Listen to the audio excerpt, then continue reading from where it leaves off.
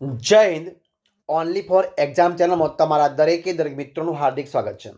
તો મિત્રો, આજે આપણે વિડીયોમાં જોવાના છે કે મિત્રો મેં તમારી સમક્ષ મૂકવા માટે 1500 પ્રશ્નો મિત્રો સ્પેશિયલ એક પીડીએફ ફાઇલ બનાવી છે કે જેની અંદર હું દરરોજ તમારી સમક્ષ 50 મહત્વપૂર્ણ જનરલ નોલેજના મિત્રો પ્રશ્નો મૂકવાનો પ્રયત્ન કરું છું.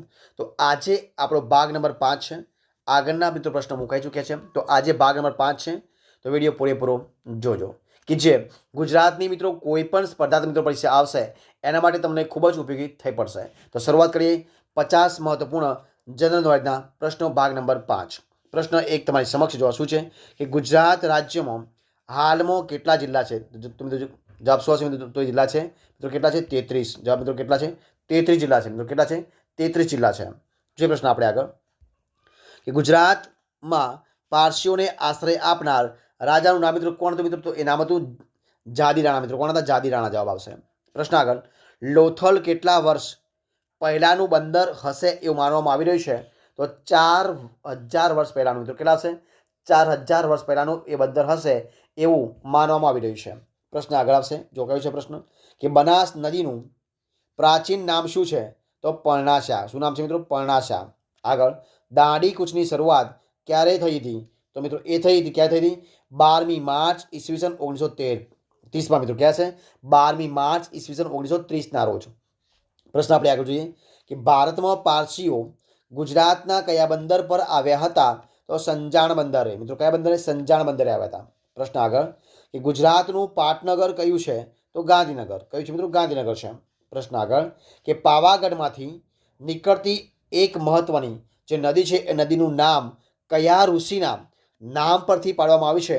તો આવશે મિત્રો વિશ્વામિત્ર ઋષિના નામ પરથી જે નદી છે જેનું નામ છે વિશ્વામિત્રી. મિત્રો કયું છે? વિશ્વામિત્રી નદી છે જેનું નામ છે વિશ્વામિત્ર ઋષિના નામ પરથી પાડવામાં આવ્યું છે. પ્રશ્ન આગળ કે ગુજરાતમાં કુલ કેટલા ગામડા આવેલા છે? તો મિત્રો ટોટલ ગામડા છે 18,182. કેટલા ગામડા છે?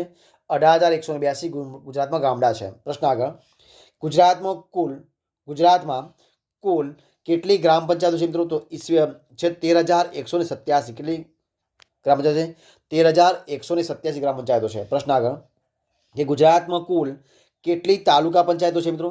તો 226. કેટલી છે? 226 છે. ગુજરાતનું કયું શહેર સૌથી વધુ વસ્તી ધરાવે છે? તો અમદાવાદ. કયું છે મિત્રો? અમદાવાદ સૌથી વધુ વસ્તી ધરાવે છે. પ્રશ્ન આગળ, ભારતનું સૌથી મોટું પ્રાણી સંગ્રહાલય કયું છે? તો કમલા નહેરુ જીઓલોજીકલ પાર્ક. કયું છે? Kamla Nehru geological park, Kankaria, Ahmedabad. એ સૌથી મોટું પ્રાણી સંગ્રહાલય છે ગુજરાતની અંદર. પ્રશ્ન આગળ, વિસ્તારની દ્રષ્ટિએ ગુજરાત ભારતમાં કયા સ્થાને આવે છે? તો 7મા નંબરે છે મિત્રો. કયું આવશે? 7મા નંબરે છે. ગુજરાત રાજ્યની મુખ્ય ભાષા કઈ છે મિત્રો? તો ગુજરાતી છે અને 90% લોકો ગુજરાતી બોલે છે. પ્રશ્ન આગળ, ગુજરાતમાં ગુજરાતી બાદ સૌથી વધુ બોલાતી ભાષા મિત્રો કઈ છે? તો જવાબ હશે મરાઠી ભાષા. કઈ છે મિત્રો? મરાઠી ભાષા સૌથી વધારે બોલાય છે ગુજરાતી પછી. જે પ્રશ્ન આગળ કે ગુજરાતનો કયો જિલ્લો સૌથી લાંબો દરિયા કિનારો ધરાવે છે? તો જામનગર જિલ્લો, જે 354 કિલોમીટર દરિયા કિનારો ધરાવે છે. કેટલો મિત્રો? 354 કિલોમીટર જામનગર જિલ્લો છે દરિયા કિનારો ધરાવે છે. પ્રશ્ન આગળ, જામનગરમાં આવેલા કયા જિલ્લાને સંગ્રહાલયમાં પરિવર્તિત કરવામાં આવ્યો છે? તો લાખોટા ફોર્ટને. મિત્રો કોને? લાખોટા ફોર્ટને જામનગરમાં આવેલા કિલ્લાને સંગ્રહાલયમાં પરિવર્તિત કરવામાં આવ્યો છે. લાખોટા ફોર્ટ. ભારતમાં કઈ દિશાએ? તો જવાબ આવશે પશ્ચિમ દિશાએ. પ્રશ્ન આગળ, મહાત્મા ગાંધીને અંજલિ આપતું હરિનો હંસલો. કયું? હરિનો હંસલો કાવ્યના સર્જક નામ મિત્રો શું છે? તો જવાબ આવશે બકુલભાઈ દવે. કોણ હતા મિત્રો? બકુલભાઈ દવે. મનુભાઈ પંચોળી જેમનું દર્શકની કઈ નવલકથામાં જેલ જીવનના અંગત અનુભવો આલેખાયેલા છે મિત્રો? તો બંદીઘર. મિત્રો કઈ આવશે? બંદીઘર. પ્રશ્ન આગળ, કવિ નર્મદના મનમોજી સ્વભાવને કારણે તેમને મિત્રો કયા નામે મિત્રો બોલાવતા હતા? તો લાલાજી નામે મિત્રો. કયા નામે? લાલાજી નામે બોલાવતા હતા. પ્રશ્ન આગળ, નર્મદના કયા કાવ્યમાં એનું આત્મચરિત્ર નિરૂપાતું જોવા મળે છે? તો વીરસિંહ. કયો આવશે? વીરસિંહ. પ્રશ્ન આગળ, એક વર્ષો ગોપીજન વલ્લભ એક રચના કોની છે? તો કવિ દયારામની છે. કોની મિત્રો છે? કવિ દયારામની છે. પ્રશ્ન આગળ, થોડો આંસુ થોડો ફૂલ કયું છે? થોડો આંસુ થોડો ફૂલ નામે આત્મકથા મિત્રો કોણે લખી છે? જવાબ આવશે જયશંકર સુંદરી. તો કોણે લખી છે? જયશંકર સુંદરીએ. પ્રશ્ન આગળ. કવિ નર્મદે જગતનો ઇતિહાસ કયા નામે લખ્યો છે? તો રાજ્ય તરંગ. મિત્રો કયા આવશે? રાજ્ય રંગ. પ્રશ્ન આગળ. સમાજ સુધારક મયપતરામ નીલકંઠે કઈ નવલકથા લખી હતી? તો સાસુ વહુની લડાઈ. કઈ આવશે? સાસુ વહુની લડાઈ. પ્રશ્ન આગળ. કવિ નર્મદે કોનું પદ વાંચીને કાવ્ય લખવાની પ્રેરણા મેળવી લીધી? તો કવિ ધીરાનું. કયું આવશે? કવિ ધીરાનું. પ્રશ્ન આગળ. ગુજરાતી સાહિત્યનું પ્રથમ હાસ્ય રસિક મૌલિક નાટક કયું છે? તો મિથ્યાભિમાન. કયું છે? મિથ્યાભિમાન. પ્રશ્ન આગળ આપણે જોઈએ કે ગુજરાતી કવિ બાપુ સાહેબ ગાયકવાડ મૂળ ક્યાંના વતની હતા? તો વડોદરાના. મિત્રો ક્યાં હતા? વડોદરાના વતની હતા. પ્રશ્ન આપણે આગળ જોઈએ કે મધ્યકાલીન ગુજરાતી કવિ પ્રીતમનો જન્મ ક્યાં થયો હતો? તો બાવળાની અંદર. ક્યાં થયો મિત્રો? બાવળાની અંદર થયો હતો. પ્રશ્ન આગળ જોઈએ આપણે તો કે મધ્યકાલીન ગુજરાતી સાહિત્યમાં પદ્ય વાર્તાના સર્વોચ્ચ શિખરે કોણ બિરાજે છે મિત્રો? તો બિરાજે છે શ્યામળ. મિત્રો કોણ બિરાજે છે? શ્યામળ બિરાજે છે. પ્રશ્ન આગળ. કયું કથે તે શાનો કવિ શીખી વાતને શાને નવી આ કાવ્ય પંક્તિ કયા કવિની છે? તો મિત્રો એ છે શ્યામળની. કોની છે?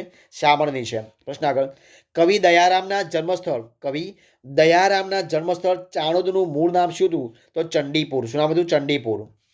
પ્રશ્ન આગળ. ગાંધીજીને પ્રિય એવું કાચબા કાચબીનું પદ કોણે રચ્યું હતું મિત્રો? તો કવિ ભોજા ભગતે. કોણે રચ્યું હતું? કવિ ભોજા ભગતે. પ્રશ્ન આગળ જોઈએ આપણે કે આદિવાસી પ્રજાના ઉત્થાન માટે જુગતરામ દવે દક્ષિણ ગુજરાતમાં કયો આશ્રમ સ્થાપ્યો હતો? તો વેડછી આશ્રમ. કયો આશ્રમ? વેડછી આશ્રમ સ્થાપ્યો હતો. પ્રશ્ન આગળ. મધ્યકાલીન યુગમાં શામળનું વતન વેંગણપુર હાલમાં અમદાવાદનો કયો વિસ્તાર છે? જવાબ આવશે ગોમતીપુર. કયું છે? ગોમતીપુર છે. પ્રશ્ન આગળ. ગુજરાતમાં શહીદ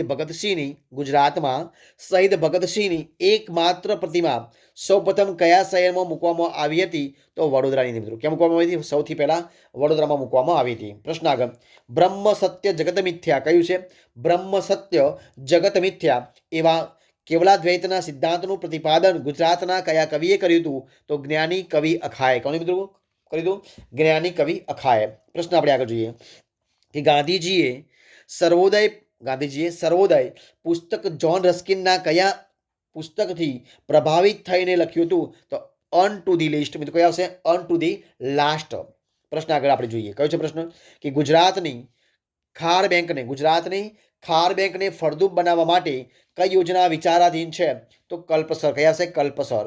પ્રશ્ન આપણે આગળ જોઈએ કે પન્નાલાલ પટેલની જ્ઞાનપીઠ પારિતોષિક મેળવનાર નવલકથા પર આધારિત ફિલ્મનું નામ તો શું છે? તો જવાબ આવશે માનવીની ભવાઈ. કઈ આવશે? માનવીની ભવાઈ. પ્રશ્ન આપણે આગળ જોઈએ કે સરદાર આવાસ યોજના ક્યારથી અમલમાં છે મિત્રો? તો જવાબ આવશે ઈસવીસન 1972 થી. સરદાર આવાસ યોજના ઈસવીસન 1972 થી અમલમાં છે. પ્રશ્ન આપણે આગળ જોઈએ ગેટવે ઓફ ફ્રીડમ. કયું? ગેટવે ઓફ ફ્રીડમ કઈ ગ્રામ પંચાયત સમરસ તરીકે જાહેરાત થયેલી છે? તો ગેટવે ઓફ ફ્રીડમ તરીકે દાંડી ગ્રામ પંચાયત. મિત્રો કઈ આવશે? દાંડી ગ્રામ પંચાયતને સમરસ તરીકે જાહેર થયેલી છે. પ્રશ્ન આપણે આગળ જોઈએ ગુજરાતનું રેલવે સુરક્ષા દળનું તાલીમ કેન્દ્ર મિત્રો ક્યાં આવેલું છે? જવાબ આવશે વલસાડની અંદર. મિત્રો ક્યાં આવેલું છે? વલસાડમાં આવેલું છે.